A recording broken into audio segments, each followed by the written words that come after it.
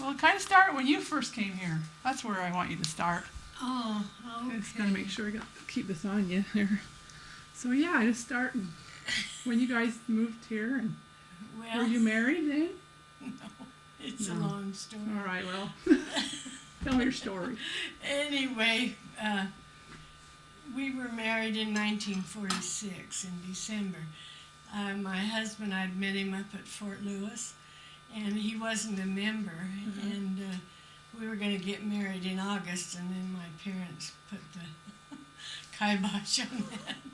And so I came out here in December, and we got married, and he worked for Farmers Insurance, and he went to the county fair and, for a booth, and the Relief Society had a booth right across. And of course he knew the name Relief Society, so he went over there. And the branch president's wife, Sister Bales, and Sister Batchelor were there, and he told him his sad story because he was supposed to be married. And they just took him under their wing, you know, and got him going to church. And so it was really nice the way your they did. parents didn't want you to marry because he wasn't a member at the time. Well, and you were a member then? Yes, I grew up in Utah. So tell us your name, because there's going to be a lot of people who don't know. Oh, my name's Betty Grange, and I'm from Utah. Yeah, And I was a cadet nurse up at Fort Lewis, and he had just come home from overseas, and here he is, a non-member from South Dakota that I just met, so I can understand my parents' feelings. So and you fell right in love with him. Right. It didn't take too long. And what was his name?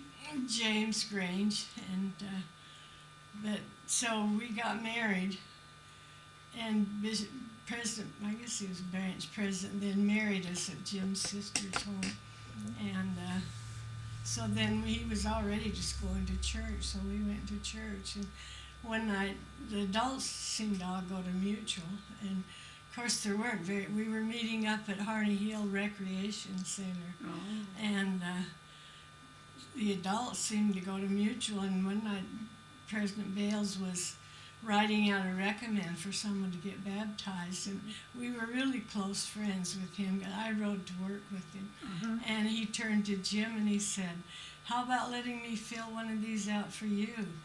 And Jim said, "Okay." And you know, we knew the missionaries, and they'd been to our home a few times, but as far as any formal lessons, you know. And so I tried to talk him out of it, because I knew he didn't know, you know, enough about it. Yeah. And so anyway, on Easter morning, we had to go way over to Portland, and we got lost, and we finally made it kind of late, but he said he felt if we hadn't found it, he'd just figure it wasn't meant to be, you know. So anyway, he was baptized, and then he was... he loved the gospel, and he was very devoted. And then he was put in the branch presidency. And let's see, did he have to be made a high priest before that? Anyway, we had conference, and they were making the stake. And we had 2 sessions then, and we went to the morning session, and we came home, and we almost didn't go back, and I don't know what I was thinking of, but we got back, and they were waiting for him to be set apart as a high priest, and it was President Kimball. Oh my!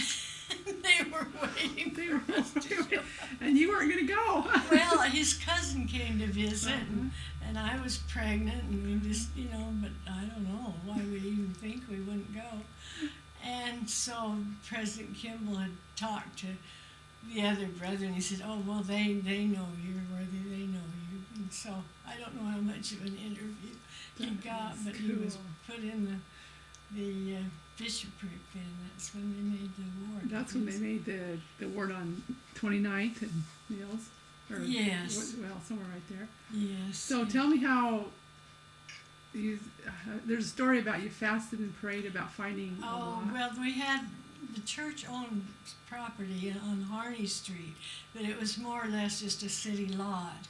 And then they were very strict on on-street parking, and then we'd grown so big we knew it wouldn't work. So we I think the ward had a fast Sunday to everybody to look for a place. And so we were on our way home, and we went a different way, and here was this big field. Mm-hmm. So Jim went in to talk to the people that owned it, and they were happy to sell it. So we called the bishop, and they got it. So, so then we had to build it. Then you had to furnish 30% of the cost or something. Mm-hmm. And so we worked on it and helped build it. I remember I had my oldest son was a baby, and I'd have him out in the car, and then I'd go out and nurse him, and then go in and pound sheetrock or something. But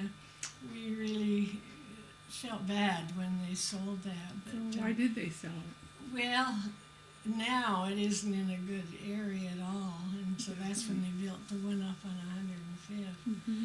And there was that housing area in there that quite a few elderly people lived in, and one reason they moved there was because it was close to the church, so then they were going to have to go way up there to that building. So that was probably kind of hard, wasn't yeah, it was. Yeah. But anyway, and then my husband worked on that building up there. He put in the most hours of anybody except the builder, and there was a marriage performed up there in the little building shack. A couple came one night, I think they were from Portland, and Bishop Alvin Shepherd, everybody knows, was there, and so he performed this marriage right there, right there in the little shack. And I guess Jim was a witness. So. Oh my! But anyway, that's a nice building. And Yeah, like yeah. that. And then the beams in the chapel, my one son finished them for his Eagle project. That's Jeff. And then Tom did the flagpole out in front for his Eagle project. That is And amazing. so that kind of holds a soft spot in our heart Oh yeah. for that. So, Yeah. so then what happened after that? I guess what was the next chapel? I don't know. Probably the Hazel Dell. I don't Was it? remember. Yeah. So I've got all the information about when it was dedicated, Because and Wally Tusher was the yeah. state president. And I asked him how I felt about that. He said some good stuff. But the you know. stake extended to Stevenson and to Castle Hamlet, and my husband was on the High Council, Yeah. and we had to go visit those stakes. I know we'd leave about 6 in the morning to go up to Castle Hamlet, Oh, but you got to know all those people, and Longview, and so you traveled it a lot. was quite A lot of experience. traveling then. Right. At one time I was on the state Young Women's Presidency, and we'd go to Longview at night, to visit their MIAs. And it was quite an experience. Wow, that's amazing. So in this picture right here, tell me which one. Is your Okay, well, husband? this is can you see it? Is that in Kind the way? of. No. Okay, well, this is a picture of the groundbreaking for the chapel on 29th Street. And there's Jim Grange and Monty Wallace and President Newfer. I think we were in the district then, we weren't. So we would go to Gresham for our conferences, and that's Bishop Bales. And Brother Cardwell was the building supervisor, and President McMurrin was mission president. And Lyle Burnett was the other counselor. Jim and Lyle were the counselors. Mm-hmm. Yeah, and he was the first, or they were the first bishopric then of that building, huh? Yes. Yeah. There was not a picture here. There you go. And then we had the gold and green balls. They were a big thing, and we were, of course, with Portland before we were a state, and every ward had a gold and green ball. We used to go to every one. The decorations, I remember when the whole ceiling was streamers, just solid. Really? And then, we had a queen, And there's Sherry Poyfair, and Dion Wallace Bennett, and Connie Stone, and Irma. That's Irma. But we had, it was just a branch, but we had this beautiful green velvet robe that they, I don't know. So you don't know where it came from, huh? But I don't know, I'll ever know what happened to it. And here's another year. And there's, no, that's not her. That's it. Anyway, there's Shirley Perry and Mildred and Ralph Marsden. That's Irma. And Howard Bennett and Mackenzie Girl and Carol Bennett. I think that's Poyfair. I'll have to ask him when I see him. I think that's a Stark boy. Well, I got their names here. John Stark, Eddie Poyfair. Yeah, it is then, isn't it? Yeah. So, here's another one. And that's Joyce Gillis. I don't know if I should put this in, but her husband died and his wife died, and now they're married to each other. Oh, wow. And that's a Stark girl. And that's my daughter there, Marianne. That might be Sherry Wallace. John Arnold. So this is Sherry Wallace. That would be Sherry Van Epps now, correct? Is that who you think Right. it probably is? Yeah. Mm-hmm. And the Stark girl. Yeah, I'll have to get a close-up of all that later on. And that's just a Relief Society lesson in sewing. This lady was from the Extension Service. Yeah. She was teaching us how to, and then this was a style show we had. Our ward had a style show. I think Ellen Leslie, I think Marilyn Allen, is that Marilyn? But anyway, we made the clothes and then we had a style You have a show. fashion show, huh? Yeah, I'm on there somewhere. That's fun. It seemed like as a branch we did so much. Well, and as a small. Well, Lord. yeah, and what? But you're so close. Are you? Yeah. And- That's why these reunions are so much fun. yeah, that's neat. You get together And every there's- year. You do that, don't you? Right. And there's Bishop Bales, and we had a fundraiser, and we spent so much time earning money. So tell me about some of your fundraisers. that Well, you've had. Relief Society, all we did was embroidery dish towels and Did you? pillowcases, and finally they said that isn't what Relief Society's for. We'd have bake sales downtown in front of Penny's and rummage sales. There was a big rummage center in Portland, and you could go over there, and we had a couple of big rummage sales. So this was all to earn money for Chapel, to building build- fund. building Yeah, fund. we'd have building fund dinners. You'd work all day and cook, and then you'd take your food, and then you'd go buy it. So yeah, so you did a lot of fundraisers. We did anything we could.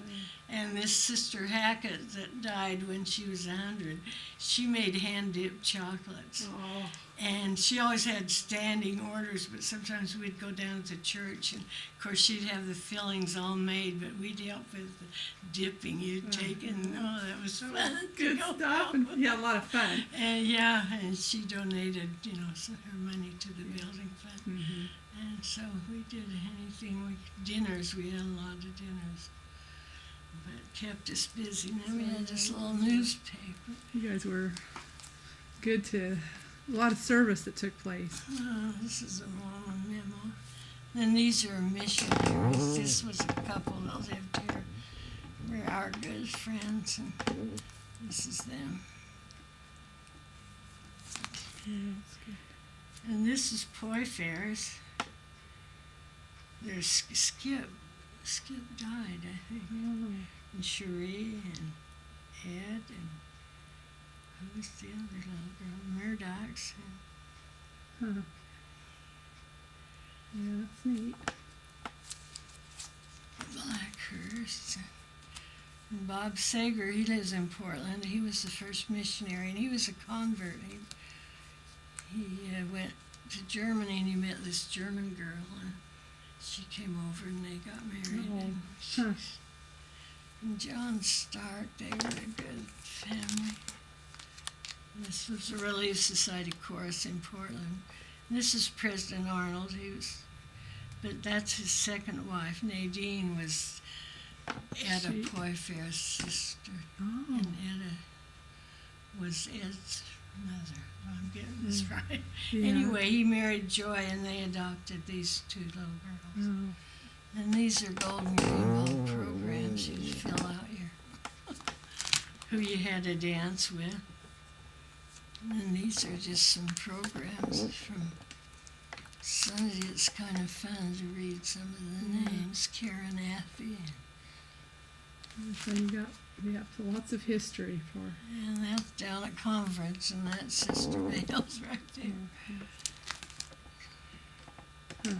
Oh, and this church, people that bought our chapel were praying for another church. Oh, were they? And so then they found this had answers to their prayers. Yeah, I bet that was pretty hard. It was, because we had really put a lot into that. How many years did you go to that? Do you remember? Oh, I don't remember. Well, this would be, that's 1975. And we were working on it when John was born. What year was he born? I can't even think. Well, I think I heard something about 51 or 2. Or is that when it was dedicated? Yeah, I don't know. I'd have to look back in there. And there's a good picture of it. So it was like 1975, huh? Yes. When they sold it. Huh. So you had it quite a while. And that's Mary and John Jacob. He was always ward clerk. And their daughter just died. She was deaf. And just went to her funeral the other day. And then here's announcing the one up on near Stake Center. Where we're at now, huh? Right. Yeah, I'll have to. Yeah. So was everybody really excited to hear that when that took place? Oh, I think so. Yeah. I think so. And our daughter, Nancy, got married there. Did she? She was the first one. We had to meet out in this Finn Hall. And then they said, get out of there. That's a fire trap. It was. Because we had elderly couples that had to stay down on the bottom floor because they couldn't get up all. It was a huge, big stairway. Was it? And they just couldn't make it up there. So we went over, I think, to the Hazeldale building. And we met in a Masonic lodge for a while. And they, So yeah, you guys been all over the place. yeah. Yeah. These are all obituaries. Baptized them. So what is this picture of? They're up cutting wood, I guess, for money fundraising. I don't know, but So it's up a zigzag up by Mount Hood. Yeah. So he was President Elder Sellers was A missionary here. a missionary here, And he was. he became president of the temple. Well, I bet that was special for him. I was going to ask you where your husband spent so much time on the Vancouver Right. Center. Like, do you have a clue of how many hours? I mean, even. Boy, I don't. I know they were putting up the cement blocks, and they put, do they call it rebar, or they put iron things down, and then they pour cement around them, I think. And that's what he did a lot of. Did he? He was a hard worker.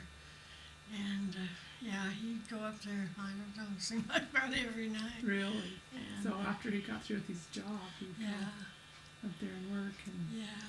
so it took, what, 2 years to build, you think? 3? Probably.